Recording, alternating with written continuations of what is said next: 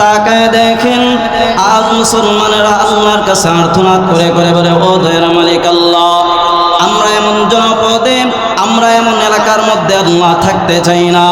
তাকায় দেখেন আজ ফিলিস্তিনের ওই মুসলিম উম্মাহ আল্লাহর কাছে আর্তনাদ করে করে বলে, ও দয়ার মালিক আল্লাহ, আমরা এই ফিলিস্তিনের ভূমিতে থাকতে চাই না। রব্বানা আখরিজনা মিন হাযিহিল ক্বরয়াতিজ যালিমি আহলুহা। আয় আল্লাহ, জালিমদের অত্যাচার দিন দিন বেড়েই চলেছে, আল্লাহ আপনি আমাদেরকে এমন রাষ্ট্র থেকে বের করে নিয়ে আসেন। আজ কাশ্মীরের দিকে তাকায় দেখেন, আজ সিরিয়ার দিকে তাকায় দেখেন, আজ চীনের উইগর মুসলমানদের দিকে তাকায় দেখেন, আজ ভারতের নির্যাতিত মাজলুম উম্মাহর দিকে তাকায় দেখেন। আল্লাহ পাক রব্বুল আলামিনকে বারবার ডেকে ডেকে বলে, ও দয়ার মালিক আল্লাহ, আমরা এমন জনপদে এমন এলাকার মধ্যে আল্লাহ আমরা থাকতে চাই না।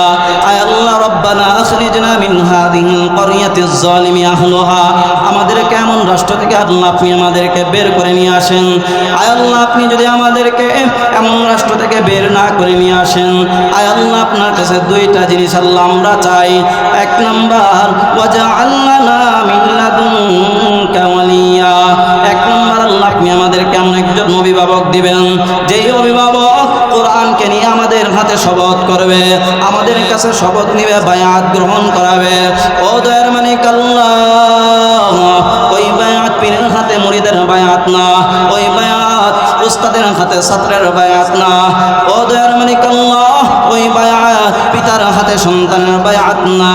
ও দয়ার মালিক আল্লাহ, ওই বায়াত হলো আল্লাহ আপনার জমিনে আপনার দিনকে কায়েম করবার জন্য। ওই বায়াতের নাম হলো বায়াত আলাল মাউত। আয় আল্লাহ, আপনি তো আমাদেরকে নেতা দিবেন, শুধু নেতা দিলেই হবে না। আয় আল্লাহ, দুই নাম্বার আল্লাহ আরেকটা জিনিস আমরা আপনার কাছে চাই, ওয়াজআল লানা মিন লাদুনকা নাসীরা। আয় আল্লাহ, শুধু নেতা দিলেই হবে না। আয় আল্লাহ, দুই নাম্বার আল্লাহ আপনার কাছে আপনার আসমানি নুসরত চাই। যেমনি ভাবে বদরের যুদ্ধের মধ্যে পয়গম্বরে আরবিকে নেতা বানিয়ে প্রেরণ করেছিলেন, শুধু নেতা বানিয়ে ক্ষান্ত নয়, নেতা বানানোর পর আল্লাহ আপনি আসমানি নুসরত নাজিল করেছিলেন। ও দয়ার মালিক আল্লাহ, আজ আল্লাহ আমরা আপনার কাছে এমন একজন নেতা চাই, এমন একজন অভিভাবক চাই। আয় আল্লাহ, আপনি আমাদেরকে এমন একজন অভিভাবক দান করেন। আয় আল্লাহ, অভিভাবকের সঙ্গে আল্লাহ আপনি আসমানি নুসরত নাজিল করেন। ও দয়ার মালিক আল্লাহ, যেমনি ভাবে বদরের যুদ্ধের মধ্যে আল্লাহ আপনি বিজয় দান করেছিলেন মুসলমানদেরকে, মাত্র 313 জন সাহাবায়ে কেরাম, হাজারের উপরে কাফের মুশরিকরা সংখ্যাও বেশি, অস্ত্রের দিক দিয়েও বেশি, তারা শক্তির দিক দিয়েও বেশি, কিন্তু মুসলমান ইমানদার না না না। আল্লাহ পাক রব্বুল আলামিন বলেন, সংখ্যার উপরে কোনোদিন বিজয় অর্জন হয় না, অস্ত্রের উপরে কোনোদিন বিজয় অর্জন হয় না। আল্লাহ পাক রব্বুল আলামিন জানায়া দেন, বিজয় দেওয়ার মালিক হলাম আমি আল্লাহ। আল্লাহ পাক রব্বুল আলামিন পয়গম্বরে আরবিকে জানাই দিলেন, ওগো হাবিব আমার, আমি আল্লাহ আপনাকে নবুয়ত দান করলাম। মক্কার মধ্যে নির্যাতন আপনি সহ্য করেছেন, তায়েফের আঘাতকে আপনি সহ্য করেছেন। ও দয়ার মালিক আল্লাহ, আপনি আল্লাহ দুনিয়ার জমিনের মধ্যে আমাকে রাহমাতুল লিল আলামিন করে প্রেরণ করেছেন, আমার উপরে কাফের মুশরিকরা নির্যাতন করেছে। ও দয়ার মালিক আল্লাহ, আয় আল্লাহ, বদরের যুদ্ধের মধ্যে আমরা যাব, আয় আল্লাহ, আমাদের ভরসা একমাত্র আপনার উপরে। আয় আল্লাহ, আপনি আমাদেরকে সাহায্য দান করেন। এই ঘোষণা আল্লাহ পাক রব্বুল আলামিনের কাছে যখন করলেন, আল্লাহ পাক রব্বুল আলামিন তার এই ঘোষণাকে কবুল করে নিলেন। আজ মুসলমান বিভিন্ন দলে মতে বিভক্ত হয়ে গিয়েছে। এই উম্মাহ আজ যদি সকলে ঐক্যবদ্ধ না হয়, সামনে আমাদের অবস্থা খুব ভয়ঙ্কর হয়ে যাবে, ঠিক কিনা বলেন? আজ তাকায় দেখেন, আমার কাছে খুবই দুঃখ লাগে, কষ্ট লাগে একটা বিষয়, আজ আমাদের দুশ্মন, উলামায়ে কেরামদের দুশ্মন, আজ সাধারণ মানুষ নয়। উলামায়ে কেরামদের দুশ্মন হলো উলামায়ে কেরামে, ঠিক কিনা বলেন? উলামায়ে কেরামদের মধ্যে আজকে তাকায় দেখেন কিছু নামদারি আলেম নামের জালেম রয়েছে, যেই সমস্ত নামদারি এই আলেম নামের জালেমরা তারা উলামায়ে কেরামদেরকে বিভক্ত করার জন্য লাগাতার চেষ্টা করে যাচ্ছে, ঠিক কিনা বলেন?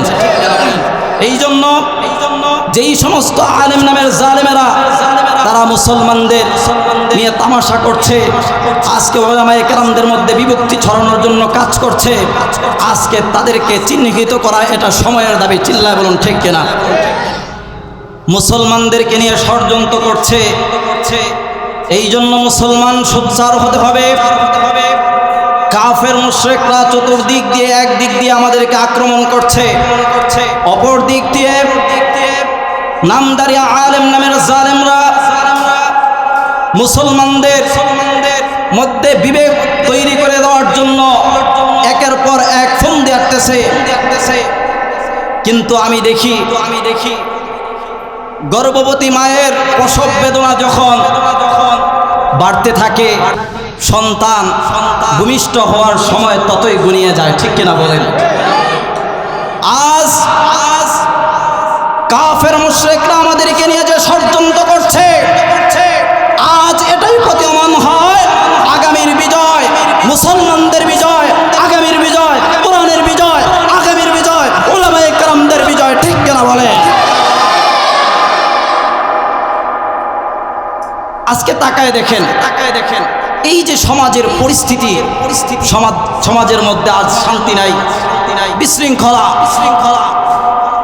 আজ মুসলমানরা বিভিন্ন দলে মতে বিভক্ত হয়ে গিয়েছে। খুবই দুঃখ লাগে। এই যে বাংলাদেশের আজকে এমন একটা ভয়ঙ্কর সিচুয়েশন, আপনি দেখেন আমরা দেশকে স্বাধীন করেছি, এক স্বৈরাচারকে পতন করেছি, কিন্তু এখনো আনাচে কানাচে কিছু স্বৈরাচার রয়েছে। কথা বলেন?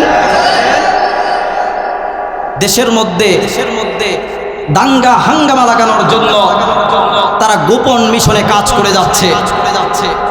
এজন্য এই দেশটা আপনার এবং আমার।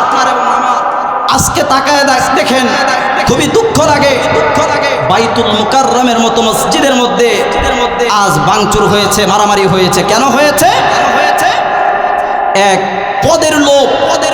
পদের লোভী একজন আলেম, মুফতি রুহুল আমিন, যার নামটা উচ্চারণ করতে আমার লজ্জাবোধ হয়, এই স্বৈরাচারের আমরে তাকায় দেখেন সেই বাইতুল মুকাররমের মতো মসজিদের মধ্যেও এরকম স্বৈরাচার ঢুকে গিয়েছে। খুবই অবাক হলাম একটা বিষয় দেখে, যে দেখেন বাংলাদেশের পুরো একটা পুলিশ ডিপার্টমেন্ট পালিয়ে গিয়েছিল। কথা বলেন না কেন? ইতিহাসে আমার মনে হয় এমন ভয়ঙ্কর নজির আর নেই।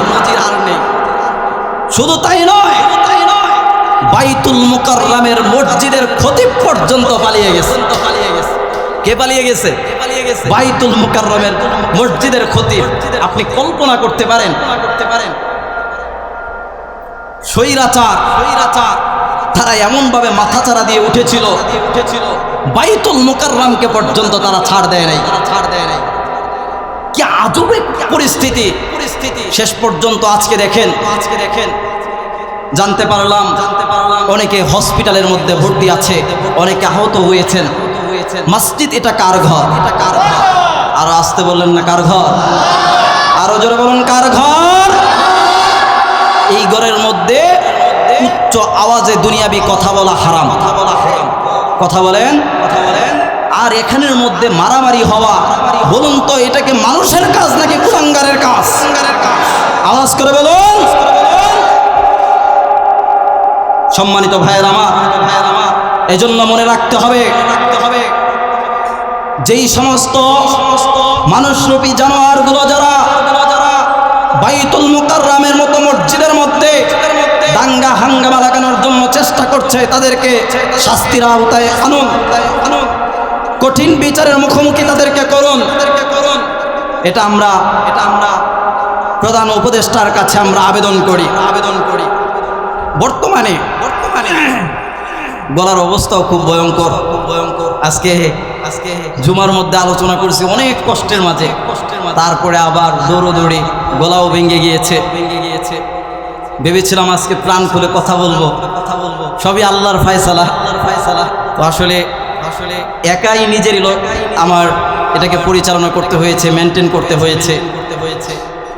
তো প্রথমেই আমি যাদেরকে অন্তরের গহীন থেকে যাদের কৃতজ্ঞতা জানাবো, এই যে আমার পাশে বসে আছেন আমার প্রিয় ভাই মুসা মিস্ত্রি।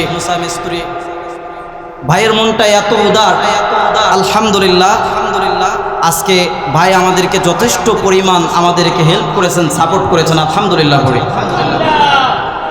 এই যে একটা মানুষকে আমি দেখেছি যে কোনো কাজে যখনই ডাকা হয়েছে সর্বপ্রথম যাকে পাওয়া গিয়েছে তিনি হলেন এই যে আমাদের মুসা ভাই। তারপরে পরামর্শ দিয়ে, অর্থ দিয়ে, শ্রম দিয়ে যিনি সহযোগিতা করেছেন, আপনাদের সকলের ভালোবাসার মানুষ, সকলের প্রিয় মানুষ আমাদের জনাব কামরুল ভাই অনেক পরিশ্রম করেছেন। আমরা দোয়া করি আরও যারা আছেন, যারা শ্রম দিয়েছেন, আল্লাহ তাআলা সবাইকে জাযায়ে খায়ের দান করুক, সকলে বলি আমিন। এই যে এই মাহফিলটা আমি চাই এই দোতলার মধ্যে এটা যেন একটা বড় আকার ধারণ করে হেদায়েতের জরিয়া হিসাবে আমাদের কাজ করে। আপনারা চান কিনা? এটা আওয়াজে মনে হলো চান না। দেখুন আলামিন সাইফি ভাই গত ইসলাহি মাহফিল আমাদের এখানে এসেছে, অনেক বড় মাপের আলোচক। তারপরে আমাদের সকলের প্রিয় মানুষ, প্রিয় মুখ হযরতুল আল্লাম হযরত মাওলানা মুফতি সাইদ আহমদ কররব। হযরতকে আনা অনেক কঠিন, প্রোগ্রাম তো অনেক আগেই বুকিং হয়ে যায়। শুধুমাত্র মোহাব্বতে, ভালোবাসার টানে ভাইজান আমাদেরকে আজকের এই প্রোগ্রামটি দিয়েছে। সকলে অন্তর থেকে বলি আলহামদুলিল্লাহ। এটা আমাদের এই এলাকার জন্য একটা গর্বের বিষয়। তো আপনারা যদি চান এই মাহফিলটা ইনশাআল্লাহ হবে, তবে এই মাহফিলটা যদি আমাদেরকে কন্টিনিউ চালিয়ে যেতে হয় তাহলে কিছু তো আমাদের খরচও প্রয়োজন, ঠিক কিনা বলেন? তো যদি আপনাদের পরিপূর্ণ সাপোর্ট পাই ইনশাআল্লাহ আমরা এটাকে কন্টিনিউ চালিয়ে যাব, নচেত বন্ধ করে দিব। তো দেখুন অনেক মেহনত করেছে। তো আমি বেশি আমাদের কালেকশন তো না, সামান্য কিছু অর্থের আমাদের প্রয়োজন। তো মোহাব্বতে আপনারা কেউ কে আছেন, আমি 5 জন ব্যক্তিকে চাই 1000 টাকা করে 5000 টাকা দিবেন। আমি অন্তর থেকে তাদের জন্য দোয়া করব। কে আছেন 1000 টাকা আল্লাহর ঘর মসজিদকে লক্ষ্য রেখে আপনারা দিবেন? কে আছেন 1000 টাকা? আলহামদুলিল্লাহ। এই যে মুসা, সকলে বলি নারায়ে তাকবীর। এই যে যুবক মানুষ, এই যুবকরাই যদি জাগ্রত হয় তাহলে বাংলাদেশ জাগ্রত হবে। আল্লাহ তাআলা তার এই দানকে কবুল ও মঞ্জুর করুক, সকলে বলি আমিন। মনের তামান্নাকে কবুল করুক, সকলে বলি আমিন। আমি আর কারেকশন করবো না, ভাইজান এসে পড়েছেন। আমি কয়েকটা কথা আজকে আপনাদেরকে সামনে রেখে কিছু কথা ভাই আছেন বলবো।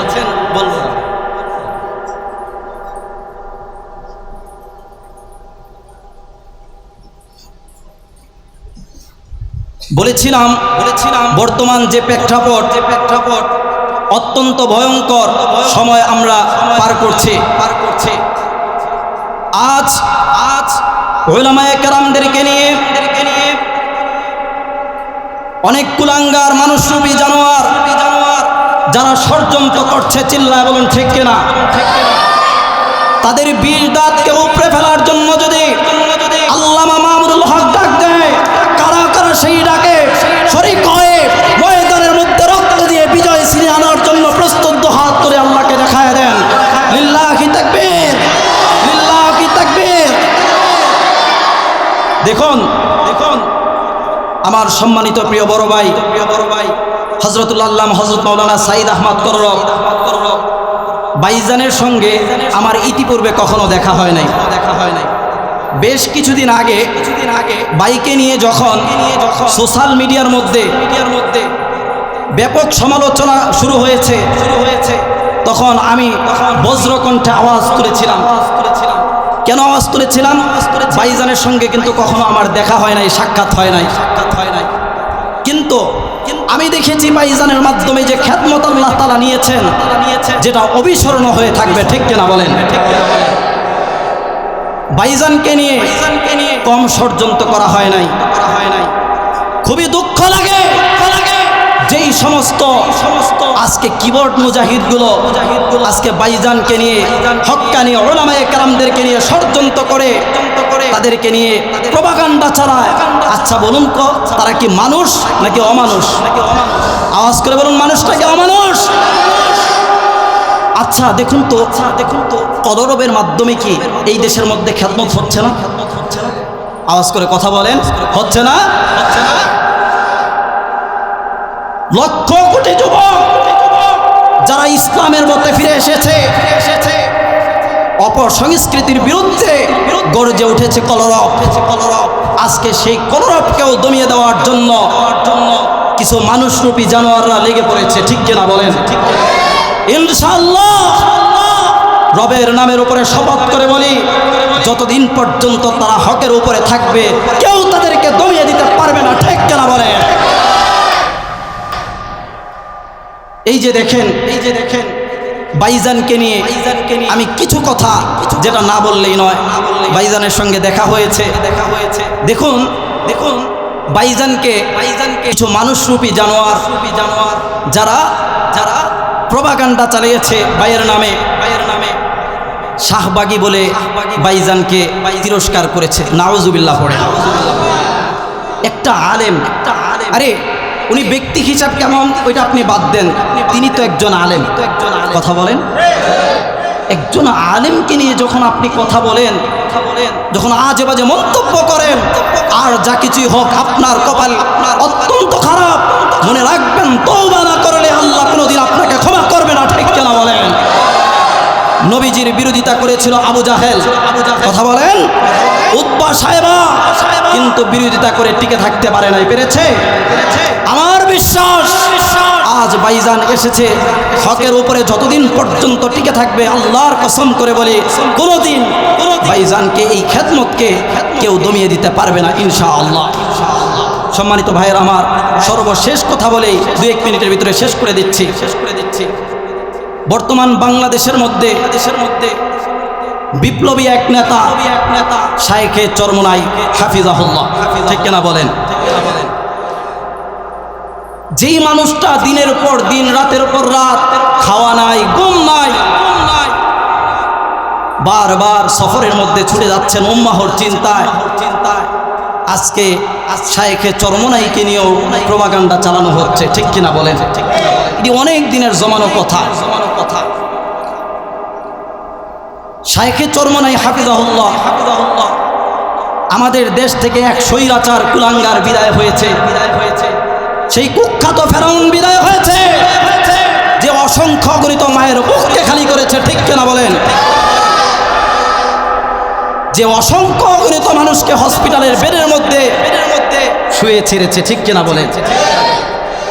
অসংখ্য অগণিত মানুষকে কারাগারের মধ্যে দুকে মেরেছে।